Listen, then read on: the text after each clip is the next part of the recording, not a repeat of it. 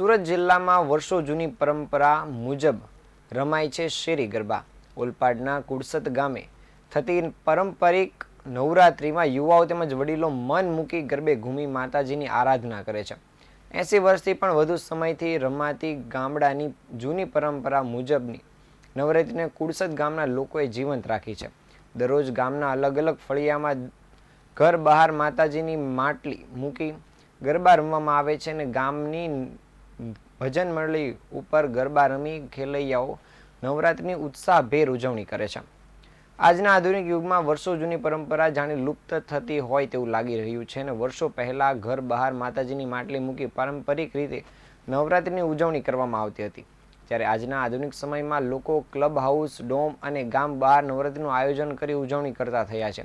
ત્યારે વર્ષો જૂની આપણી વિસરાતી પરંપરા વચ્ચે સુરતના ઓલપાડ ગામના કુડસદ ગામે હજુ પણ વર્ષો જૂની પરંપરા મુજબ જ માતાજીના ગરબા રમવામાં આવે છે। કુડસદ ગામે વર્ષોથી ગામના અલગ અલગ ફળિયામાં નવરાત્રિના 9 દિવસ માતાજીના ગરબા રમવામાં આવે છે। ફળિયાના ઘરો બહાર માતાજીની માટલી મૂકી ગરબા રમવામાં આવે છે અને ગામના તમામ લોકો એકત્રિત થઈ 9 દિવસ નવરાત્રિના પર્વની રંગે ચંગે ઉજવણી કરે છે। ગામમાં થતી નવરાત્રિમાં ગામના યુવાનો જાતે જ ભજન મંડળી ચલાવે છે અને ગામના યુવાનો, વડીલો, બાળકો તમામ લોકો ગામની ભજન મંડળી ઉપર જ માતાજીના ગરબે રમે છે। ગામમાં થતી પારંપરિક નવરાત્રિમાં ખેલૈયાઓ મન મૂકી ગરબે ઘૂમે છે, ત્યારે આ ગામની જૂની પરંપરા મુજબ થતી નવરાત્રિમાં ગ્રામજનો એકતા સાથે 9 દિવસ માતાજીના પર્વની હર્ષોલ્લાસથી ઉજવણી કરે છે। ગામમાં થતી પ્રાચીન નવરાત્રિ લુપ્ત ન થાય તે માટે ગ્રામજનો બહાર ગરબા રમવા જતા નથી અને ગામમાં ગરબા રમી નવરાત્રિના પર્વની ઉજવણી કરે છે।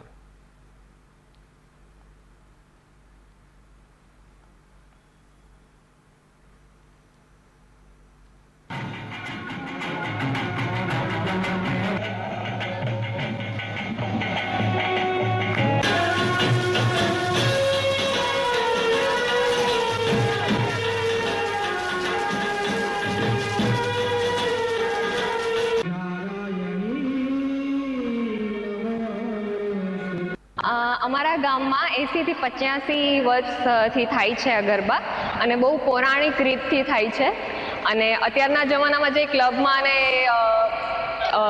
ફિલ્મી સોંગ્સમાં અને એવી રીતે ગરબા થાય છે એ અહીંયા બિલકુલ નથી થતું।